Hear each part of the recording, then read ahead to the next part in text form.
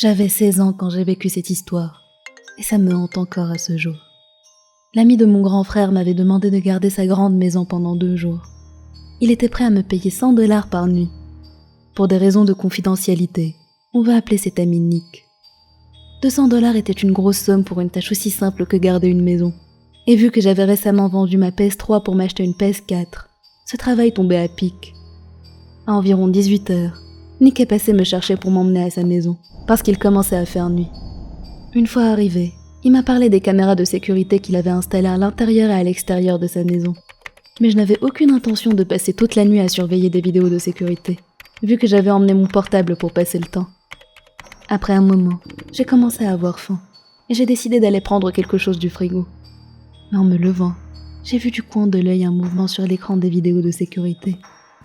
Je me suis rassis et j'ai fermé mon portable, pour regarder de plus près le mouvement que je voyais sur la caméra 4. En scrutant l'image, j'ai vu que c'était une silhouette d'homme, se tenant à l'extérieur de la maison. J'ai détourné le regard pendant 1 seconde, et en regardant à nouveau l'écran, l'homme avait disparu. À ce moment précis, j'ai entendu du verre se briser dans l'étage en dessous, et j'ai immédiatement cherché la source du bruit sur les caméras. C'est là que j'ai vu qu'il était en train de ramper à travers la fenêtre du sous-sol.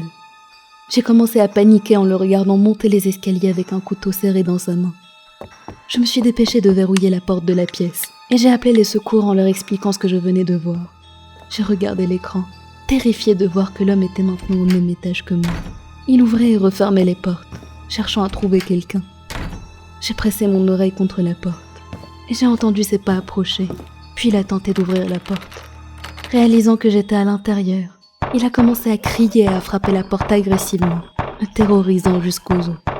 Alors que j'étais assis là, tremblant, j'ai entendu des sirènes au loin, se rapprochant de plus en plus.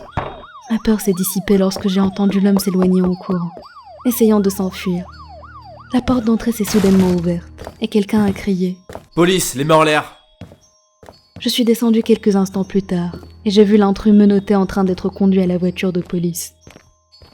Un des agents a appelé Nick pour lui expliquer ce qui venait de se passer, et environ 20 minutes plus tard, il est arrivé et m'a ramené chez moi. Mais je n'ai pas pu fermer l'œil cette nuit-là. Je n'arrêtais pas de penser à quel point j'étais chanceux d'être en vie. Si la police n'était pas arrivée à temps, je ne serais pas là pour raconter cette histoire.